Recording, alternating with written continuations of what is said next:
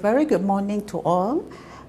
Today we are going to I'm going to talk on the psychology of happiness. Let me introduce myself. I'm Professor Datin Dr. Saprasipun. I'm from University of Science Islam Malaysia. So I do hope that you'll be with me in this about 40 to 1.5 hours. I'm going to share with you what are some of the recipes of psychology of happiness. But before that, I would like to thank the Unit Counseling and Psychology, USIM, and because the talk is actually organized by Unit Psychology and Counseling, you could see here, bagi Hai Awal Pelajar USIM, and also with the Faculty of Leadership and Management from the counseling program. And the slot is a very relaxed one. There is the slot coffee talk with counselor. So I do hope that you will be with me, and it is in a very relaxing environment. Because the topic is on happiness. I do hope that it will be a happy one. It's not going to be a stressful one.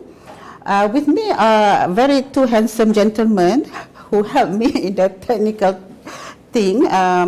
We have here Haris Ezalani and also Nur Azhar Zainal Abidin.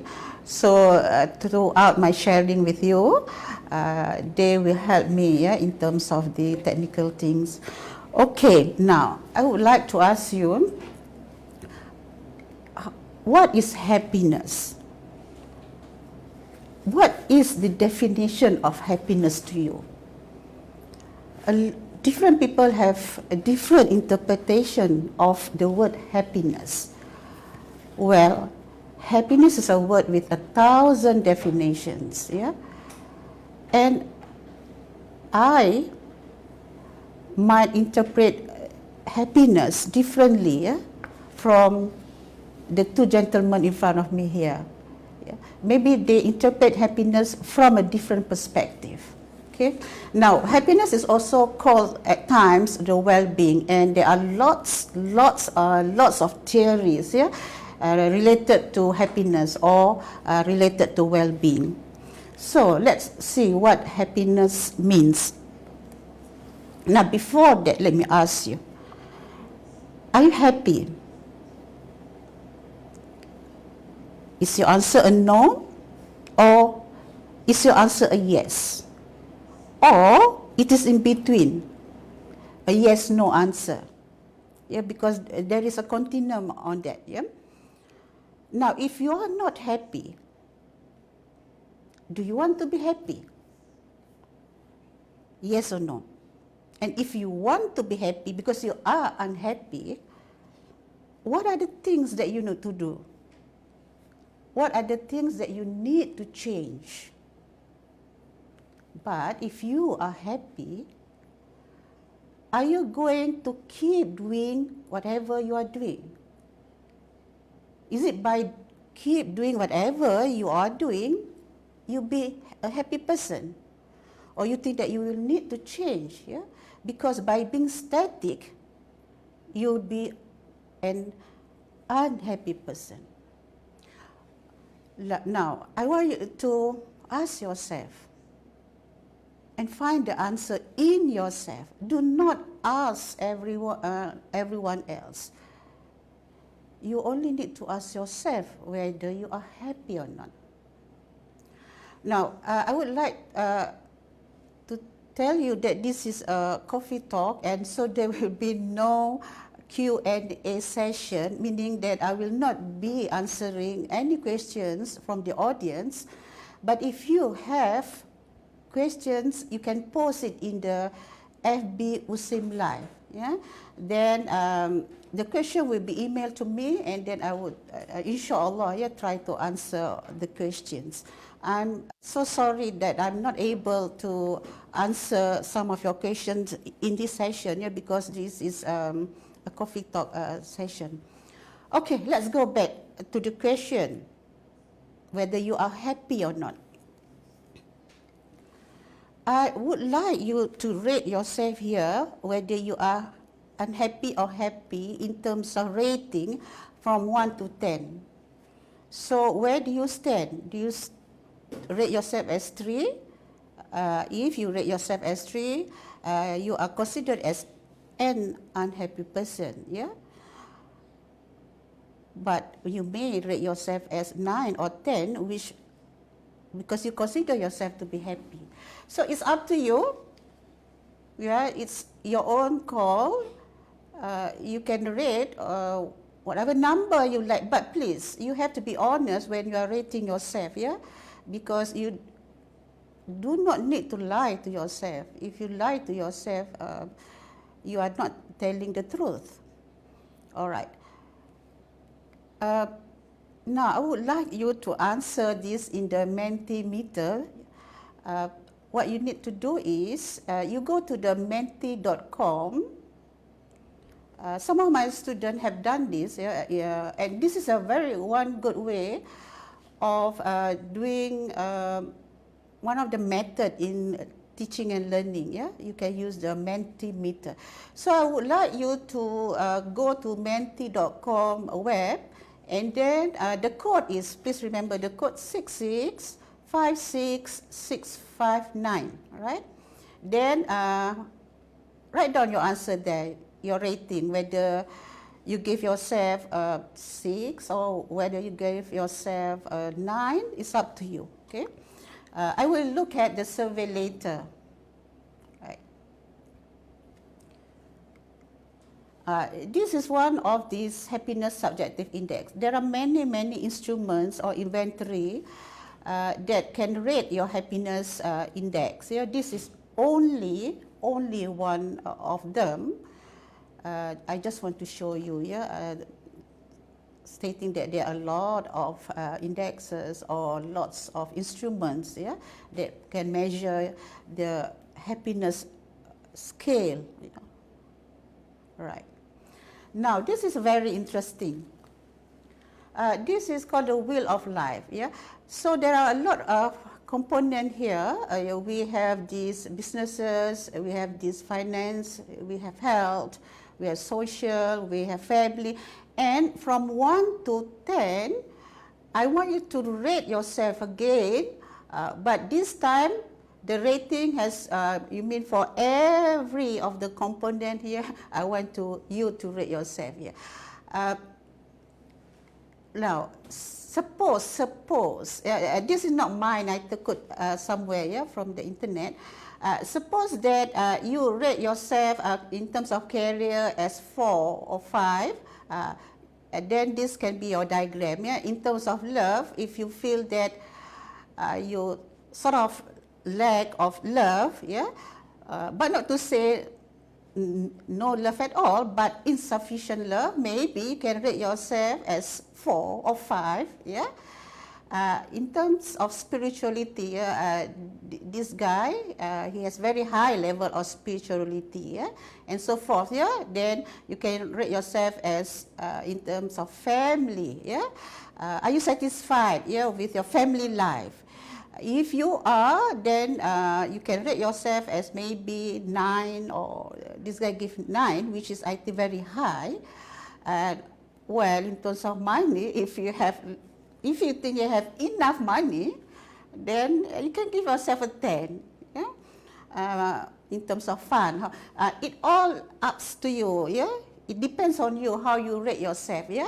But if you could see that this person, the wheel is not enough. I mean, it's not round enough so that in terms of balancing life, the balancing of his health, his career, his love, spirituality, family, you cannot see the whole balance of all components, because you could see there are component where the person lacks of.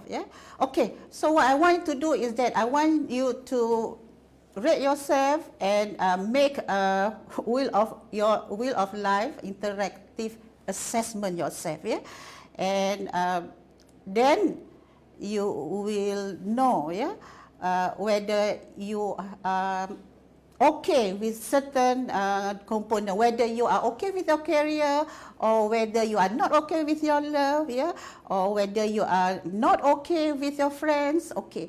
Well, you can do this and you may keep it, and then maybe next year you look again, you look back at this diagram that you have drawn, and then draw again, and whether the same, yeah, the same diagram, yeah, or it has changes, yeah, the component. All right, so I want you to do this on your own, and again, I really, really wish that you be truthful to yourself, yeah, because it is you. It is you, yeah, who know yourself better, not other person. And it's okay, yeah, for you to not to draw a balance, yeah, wheel of life, yeah, because it really represents yourself. Okay? Now, I would like to show a video, because this is a coffee talk, so then it'll be lots of fun, where there are lots of... Okay, let's watch this video.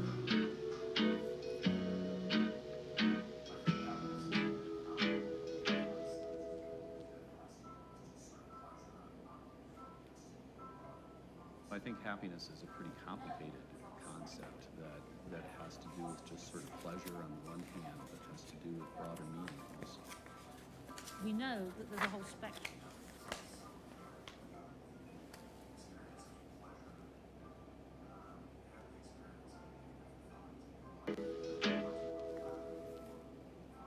I think happiness is a pretty complicated concept that has to do with just sort of pleasure on the one hand.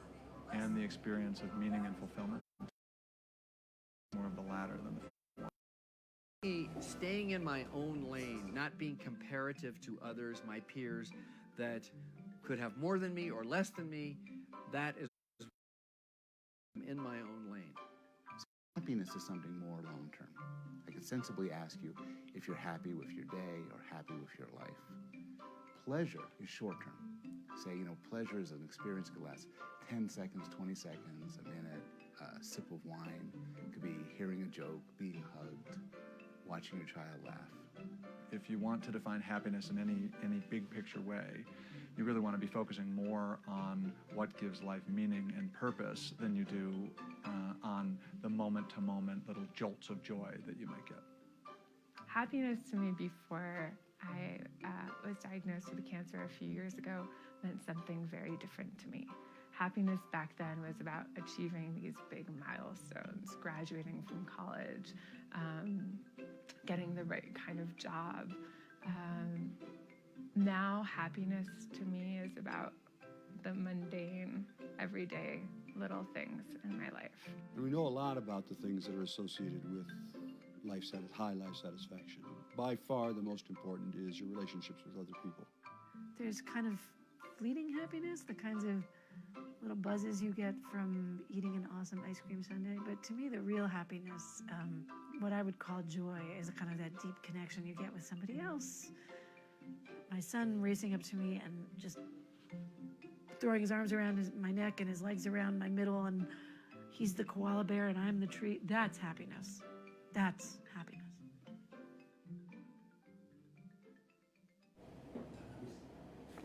Oh, okay. So you have watched the video on what is happiness.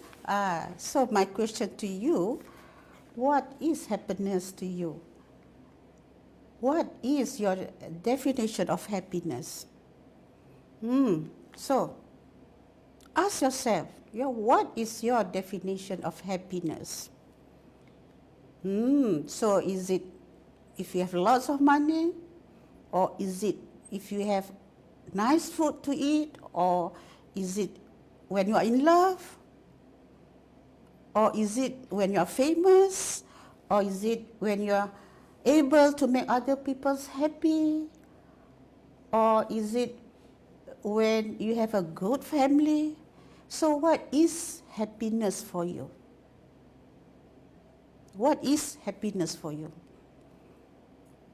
Now again, I would like you to answer the Mentimeter. So for this question, the code number is 347701. Yeah, 347701. So the questions that I pose in the Mentimeter is, what are the 3 things that made you happy? Yeah. What are the 3 things that made you happy? Yeah. So your answer can go to, maybe the first one is money. If you find that money is very important to you and you have lots of money, then you can put money as your first choice. Yeah. And then maybe being online is the second choice. If you're someone who is really active, yeah, online, then you can say it's being online as makes you happy. It's happiness to you. Then it's up to you. It can be friends, yeah. It can be family. Yeah. So I would like you to give or list the 3, yeah, important things that make you happy. All right. So this is the code, yeah, 347701. Now let's look at the richest man on earth is Jeff Bezos. So what is happiness to the richest man on earth? Yeah, he is worth more than 200 billion, yeah, USD. Wow, if I have that kind of money. All right, now, according to Jeff Bezos, to live a happy life with no regrets, yeah, to live a happy life with no regrets, by age 80, we need to ask 12 important questions, yeah? We need to ask 12 important questions according to Jeff Bezos if we want to have a happy life, yeah, by the age of 80. All right, so what are the 12 questions? Okay, let's see now. Well, though Jeff Bezos is the richest man on earth, but he says that having great wealth isn't an automatic guarantee of happiness. Just imagine the richest man on earth says that wealth is not a guarantee to happiness. Well, so what is happiness? Happiness to Jeff Bezos, all right. So what do you think is happiness to Jeff Bezos, the richest man on earth? Yeah. So what are his 12 questions? I will share with you towards the end of this coffee talk session. Yeah. So that is why you need to be with me until the end of this slot. Yeah. So that you'll be able to know what are his 12 questions. Yeah? Now, this comes from the richest man on earth, you know, yeah, who is worth more than 200 billion USD. Wow. Okay, now, I'm going to be quite academic here because I want to share what is the interpretation of happiness according to the era. Yeah, I want you to travel back with me to the ancient Greece, yeah, and then after ancient Greece we have the Dark Ages, we have the Renaissance with the Enlightenment, yeah, and then we have the modern world, and then now we have postmodernism or postmodern. Why is it important? You know, maybe someone has got, wow, what has happiness got to do with this era? Let's see whether it has got to do or not. Yeah, whether happiness has got to do with the era, yeah, meaning the times that people are living, yeah, from the ancient Greece, actually is from the before ancient Greece, yeah, we have the pre-Socratics and before that, yeah, the BCE, yeah, but now, yeah, let's see whether happiness got to do with time, all right? Let's see a video.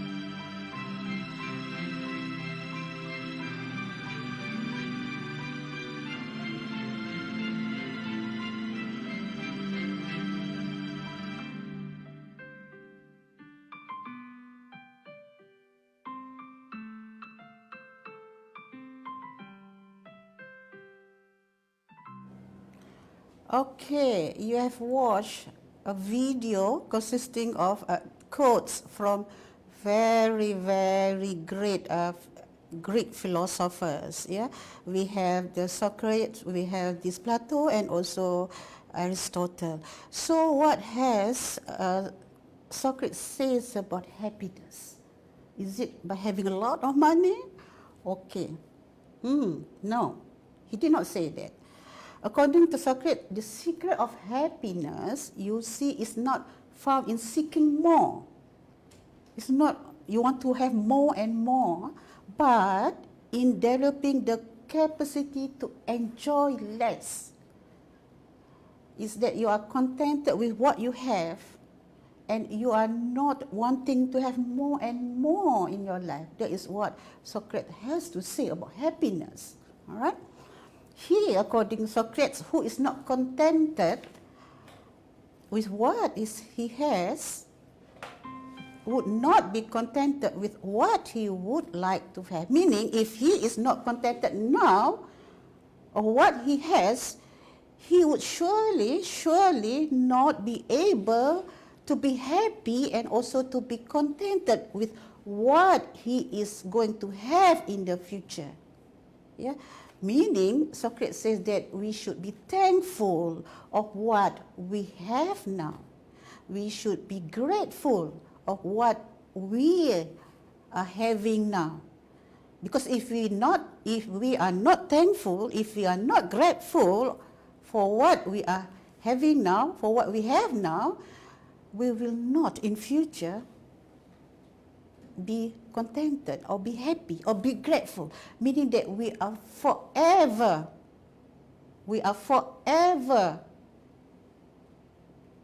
not grateful. We are forever not satisfied with our life. Okay, then we go to Aristotle. Yeah, by right it should be Plato. It's okay. We go to Aristotle. Aristotle describes happiness as an experience of the good life through action. Yeah? And happiness is the meaning and the purpose of life, the whole aim and the end of human existence. Meaning, according to Aristotle, what is happiness? Happiness is the ultimate aim, and happiness is the purpose of life. And what makes a good life? What makes a happy person? It's through virtue. It's through good virtues. Yeah? It is through virtuous action. Meaning that if we want to have a happy life, we must do virtuous actions. We must act virtually. We must do good. Do not do bad things, because if you do bad things, we will not be happy. Yeah, this is according to Aristotle. Now let's look what Plato has to say. Let's see what one of the great Greek philosophers has to say about happiness. According to Plato, happiness springs from doing good and helping others. Meaning that if we do good things, meaning that if we like to help other people, it will bring us joyfulness. If you like to help other people, if you like to do good things, regardless where we are, whether we are in our home or whether we are in our workplace, if we do good things and if we help other people, according to Plato, it is happiness. All right. So we have these three great philosophers, yeah, the Greek philosophers saying something about happiness. If you notice that they do not say about something materialistic, yeah, it is more on something virtuous, helping people, yeah. Oh, this is the same video. Can we cut it out? No? All right. The same video. Okay. Now, after the ancient Greek, let's go to the Middle Ages. Yeah, the Middle Ages. Yeah, we have this. Before the Middle Ages, we have these Dark Ages, and then we have the Scholastic, yeah, and then we have the Renaissance. Yeah. However, let me put all these Dark Ages, the Renaissance as Middle Ages. Yeah. The Middle Ages, what do they have to say about happiness? The Middle Ages in Europe was an era in which feudalism was common. So the worldview at that time was not to ask questions, do not ask too much questions, at that time, because it was assumed that the church officials spoke for God, because at that time, the religious person, the pastors, religious person, the church officials, they were the ones who ruled the countries, and they were very, very powerful, and they have great authority. So, according to these church people, the main purpose of life or happiness is to get to heaven, because a lot of them, in fact, they were very religious person, very religious person.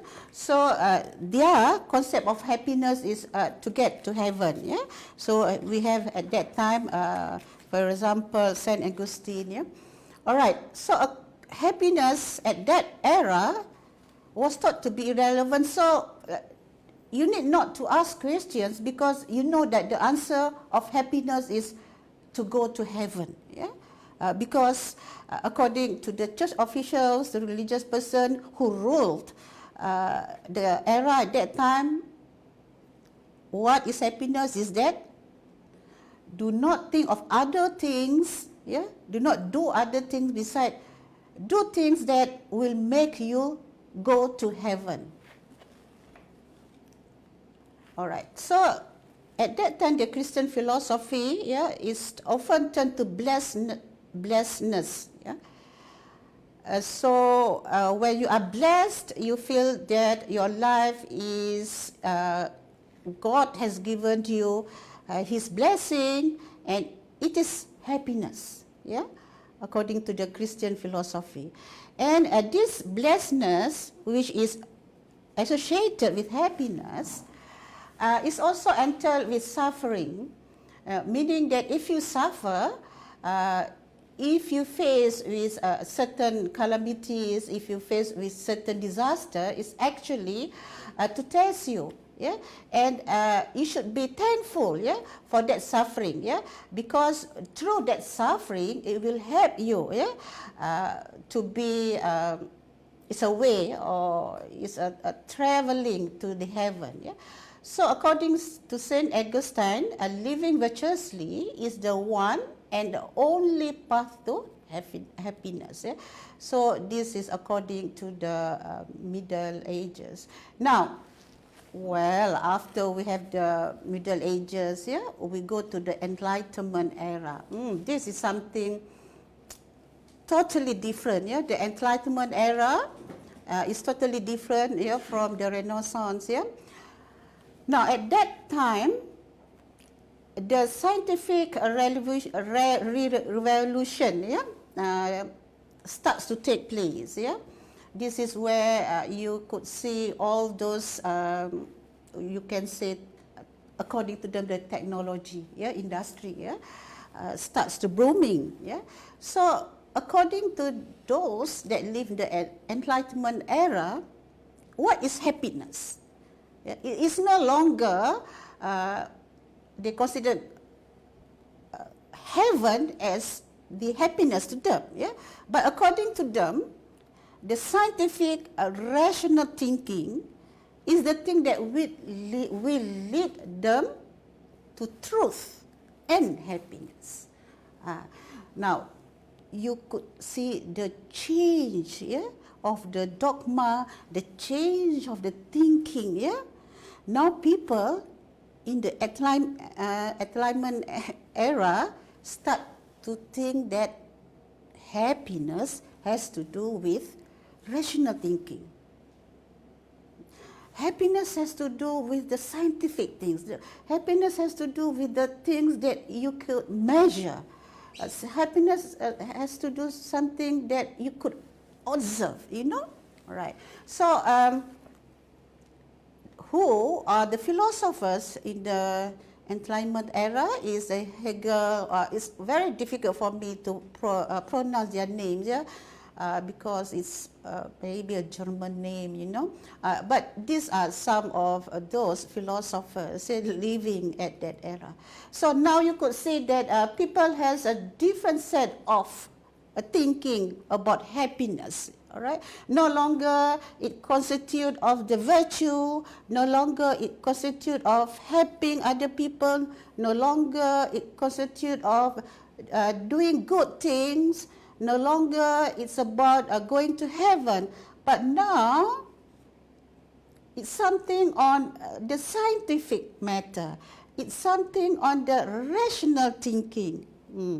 So the changes, these are some of the very famous philosophers in the era, Enlightenment era. Okay, so they consider that scientific and also rational thinking as part of happiness, and they start to have pleasure. Pleasure, let me remind you again, pleasure become valued as basic rights. So now they start to think, people at this era start to think that if you want to have pleasure, it's very okay because it's your basic rights. And the pleasure that become valued as basic right is the groundwork for the construction of social architecture now. And now you could see that at this, our era, that we are no different from the people at the Enlightenment era, which consider basic rights as a very important thing. Okay, so now let's go. What after Enlightenment era? We have the modern era. So, what does modern era consider happiness?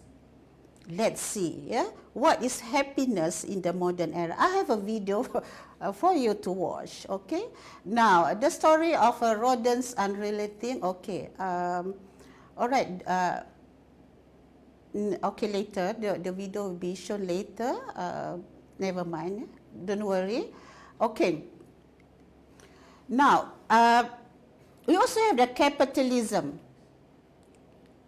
And according to capitalism is a part in this modern era.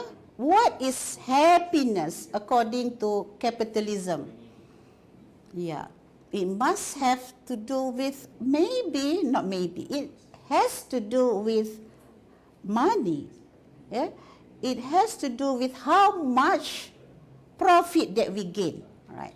So according to capitalism, our happiness now consists of effects controlled by the standard aesthetic of the culture industry. Now, according to the capitalists, happiness is when we can make as much money as possible based on this culture industry. Happiness is when we can make billions and billions of ringgit or billions and billions of USD dollar, based on film industry, based on music, and this is what is happening now. Right. So what is utilitarian liberalism? Says that according to Bentham, one of the philosophers, is pleasure. Core pleasure and pain enjoyment of pleasure, meaning that happiness is something to do with pleasure. And well, there is no moral duty. If we feel happy doing something that is pleasurable to us, though it has no moral duty, according to utilitarian liberalism, is okay. As long as I'm happy, I do things that I like, I do things that is pleasurable to me, but it will hurt other people, it's not good, it's okay. Because this is the thinking from the utilitarian liberalism. Okay. And according to utilitarian liberalism, is the sheer immediacy of the physical sensation, of pleasure. Let me repeat it. The sheer immediacy of the physical sensation of pleasure is the one true source of human happiness. Well, I could refer to sex, because it gives the physical sensation of pleasure. So according here, that by having sex, it can be one true source of human happiness. Okay. All right. After modern era, we have postmodernism era. Okay. So, Nietzsche says that God is dead. You know, it's a long story, but I will not share with you here. But according to Nietzsche, that a will to live, to life, yeah, it's not reason, but a will to life, yeah, will lead to human happiness. And according to Nietzsche, is that it's relative. Happiness is relative. It can be anything that you wish for because it is relative, it is subjective, and the concept of God as the authority has eroded. Now we have gone to the era where everything is relative, everything is subjective, and no longer you could depend on God, yeah, for what you do. Okay, so the messy and BYD philosophy that emerged in the late 20th century, which considered everything relative. What is happiness? Okay, if A says that happiness is by having too much money without thinking of the moral values in it, is okay. Well, if B says that happiness is by having a relation which is against the nature, it's okay because it's relative, because it's subjective, yeah, all right? And the line of thinking is why modernism, okay. Because reality is subjective. Reality is subjective. So happiness is also subjective. And because reality is subjective, because happiness is subjective, then one's life can be a function of how high you set the bar. Okay, so we have a few theories stating about happiness. We have the list theory. There are so many theories, yeah, that tell you about happiness. I just list some of them, yeah, because this is a coffee talk, but I would like to share some of the theory. Yeah? One of it is list theory. Explain all of the things we need. Yeah, meaning that if we get what we want, what we need is happiness. While authentic happiness are happiness theories that born of positive psychology, that incorporate elements of positive emotion, engagement, positive relationship, meaning, accomplishment. For this theory, it shows that for authentic happiness, shows that if you have a good relationship with others, if you accomplish something, if you are being able to engage yourself good, well, if you have a very good positive emotion, then according to this authentic happiness, you are a happy person. Okay? So the happy life is sometimes called the good life or the choice-worthy life. Okay. Now I go back to this era. Now, this is what I through my readings, this is what I tend to gather. You know, it's amazing that in the ancient Greece, they focus on the virtues. Yeah, they focus on something, doing good things. Yeah? For example, if you give, yeah, if you like to help people, if you like to give something to people, if you have good virtues, then you are happy. That is during the ancient Greece. All right? Well, after that, during the church era, it's God. Yeah? And if you are someone who can connect yourself to God, yeah, if you religiously, dutifully, yeah, enslave yourself or give yourself to God, then it's happiness. Yeah, this is during the Dark Ages. Yeah, the Dark Ages here. In the other side is the Islamic Golden Era. All right. Now, during the Enlightenment, what is interesting is that it's pleasure. It's pleasure. It has changed. Yeah, from the virtue that is someone who likes to give good values, and then God, yeah, and then now it's enlightenment is pleasure. Pleasure gives happiness. All right. Then, now, it's what I want to do with my life is relative. I want my freedom. I want my will to live. I want to live as what I want because happiness is subjective. I can interpret happiness as what I want. Okay. So, this is what I gather from my readings, that the concept of happiness changes, yeah, according to time. Yeah? But if I could see the pattern, it goes to something that is from something that has values, and then it moves to something that is very open, yeah? Very subjective, and I do not know what will happen in future. Maybe in future, how do they define happiness? Well, we have to wait and see. Yeah? Maybe in future they say there is no happiness. Nobody is happy, or to be unhappy is happy. Maybe, I do not know. Okay, all right.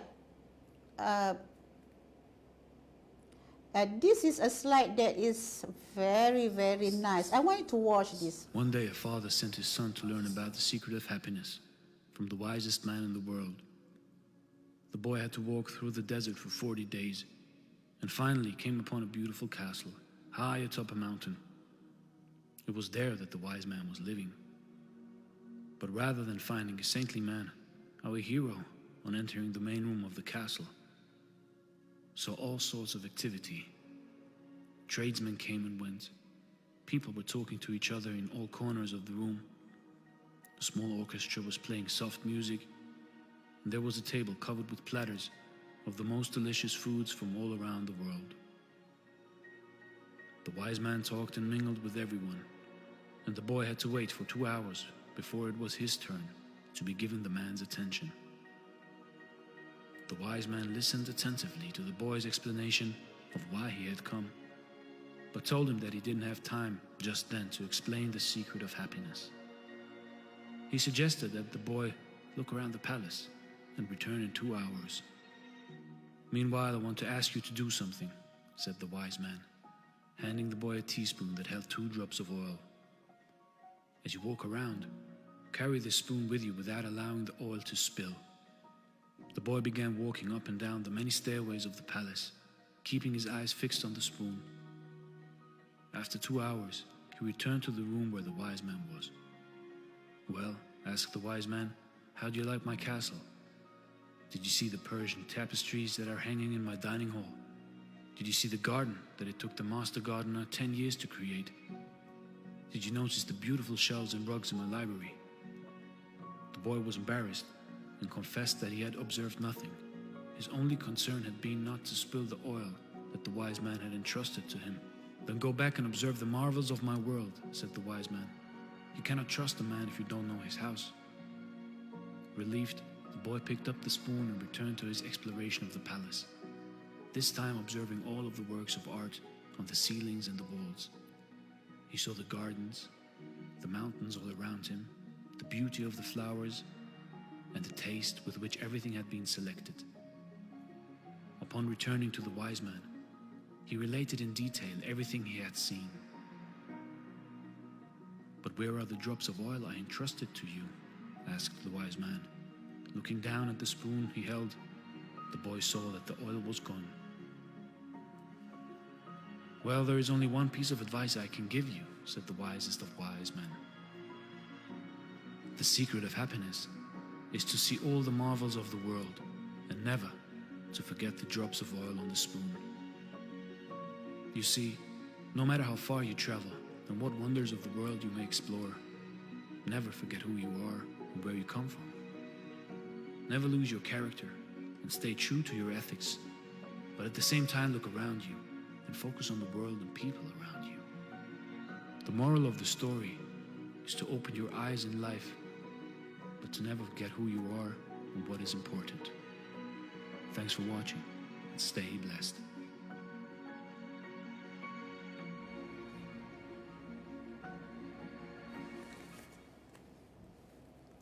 All right, this is a video that I really love to watch because according to the video is that the message is that never forget who you are and from where you are now.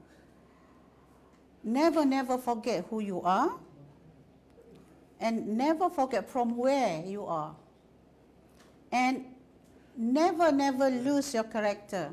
Even though you travel far away, you travel far wherever you go all over the world, but never forget your roots.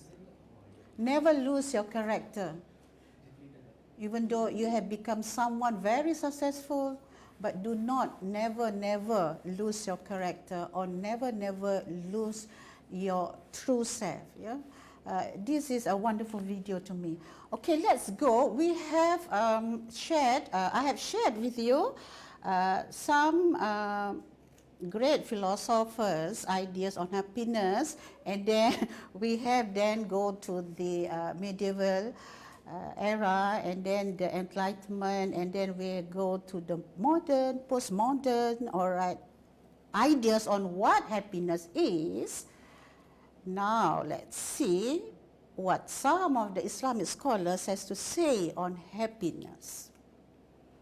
Okay, Imam Al-Ghazali wrote a lot of books on happiness, but one of the very important books, and I think that everybody should read this book, is The Alchemy of Happiness, and it is also translated in Bahasa Kimia Kebahagiaan. Yeah?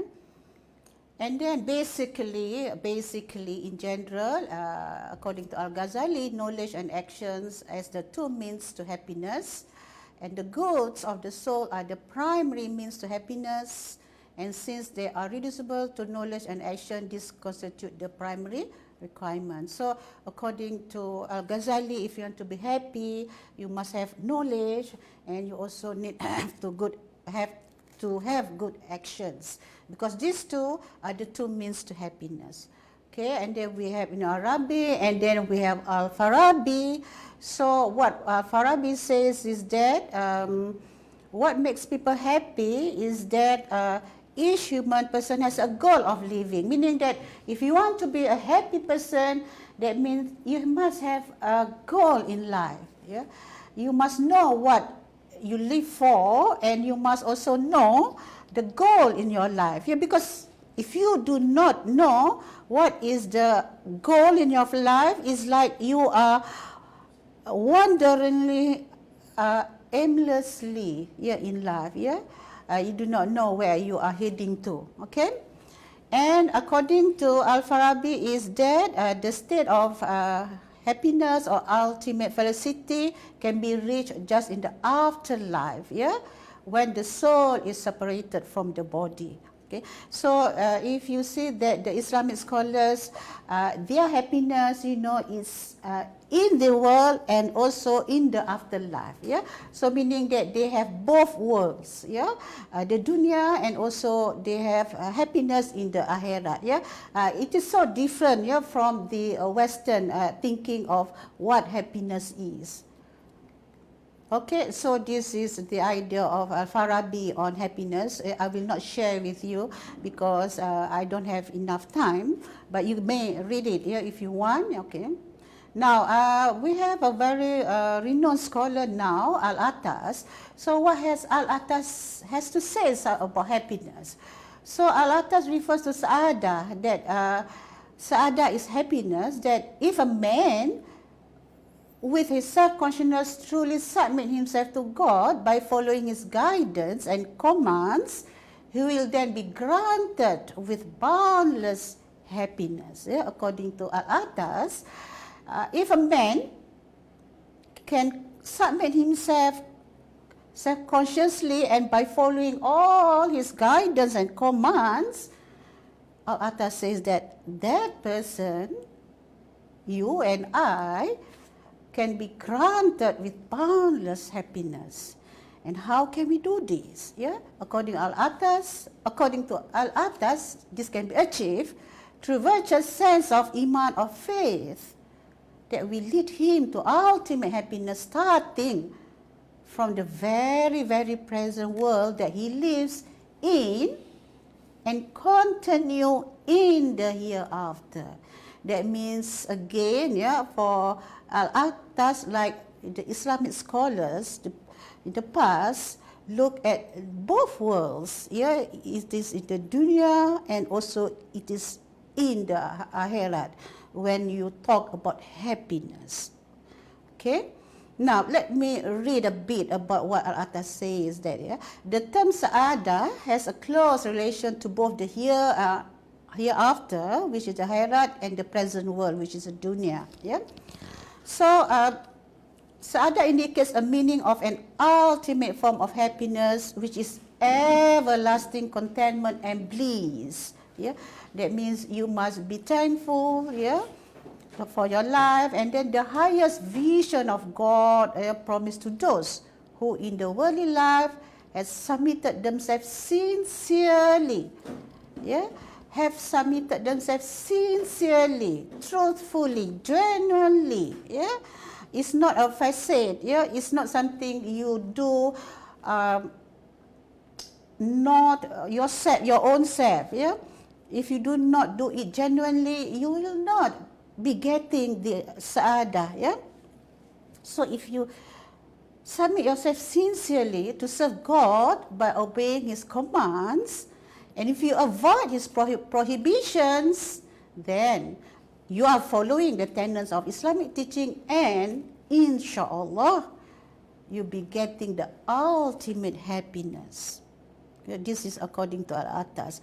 Okay, actually when Al-Attas mentioned about happiness, he also mentioned about what is the opposite of happiness. Yeah, but I will not deal with that. Yeah, in this coffee talk. Okay. All right. So, what is according to Islam that you need to do for achieving happiness in life?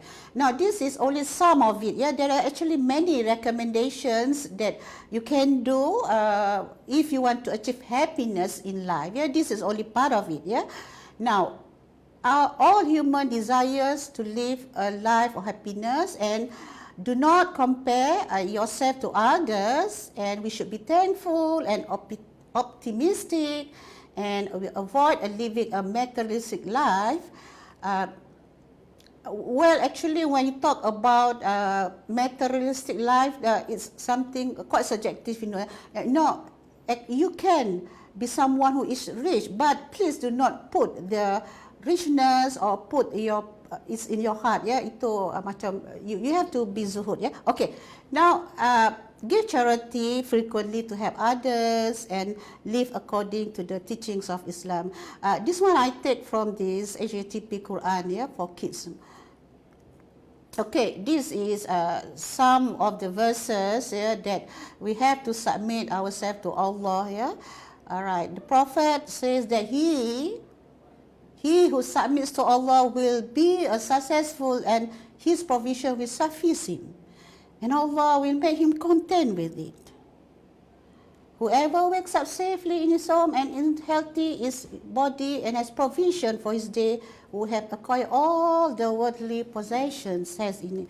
It means like you have to be thankful for what you have. Yeah, you must be grateful. You have to be bersyukur, yeah, of what you have. Yeah.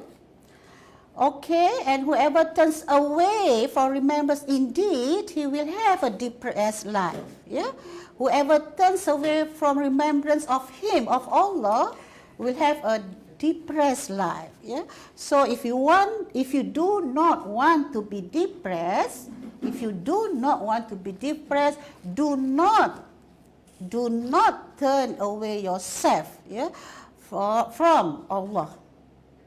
Okay. Now, dunya isn't the resting place. Dunya, it is the testing place. Okay, this is another video. All right. So thank you. I would like to thank you, everybody, for sharing. Unfortunately, there will no Q&A session because this is only the coffee talk with a counselor. So I just would like to end the session by saying that happiness, though differs from one to another, but as a Muslim, I think that happiness means, let's go back to my original. Happiness is a word with 1,000 definitions. So, if you want to be happy, live a life that has its goals. And as for me, if I want to be a happy person, the akhirat is very important to me. Okay, so I would like to end my talk by saying my gratitude to some people, Puan Hazrin, and of course to the gentleman in front of me who has helped me with great deal in the technical things. They are the one who monitored the video and everything. Thank you so much, Harith, and also thank you so much to Nur Azhar for patiently be with me in this studio. Yeah, I'm actually in this studio Usin TV. It's a very beautiful studio, if you could see. Yeah, and it's like being in this TV studio. It is a TV studio. Okay. Yes, and please remember that every October since 2017 is the Bulan Counseling Kebangsaan. Bulan Counseling Kebangsaan every October. And for 10th of October, we have this Mental Health Day. And previously, when it is Bulan Counseling Kebangsaan, the unit counseling here at USIM, also at my program, which is a program counseling, we have lots of counseling activities here. And it really helps, the counseling students to be able to apply what they have learned in the lectures, by organizing activities that enlarge the Bulan Counseling Kebangsaan. Okay, and I also would like to thank you to RZS, Raja Zahri Sophia Kasis, UTMKL, because I'm now currently undergoing an academic attachment for 5 months, starting from August, and it will end at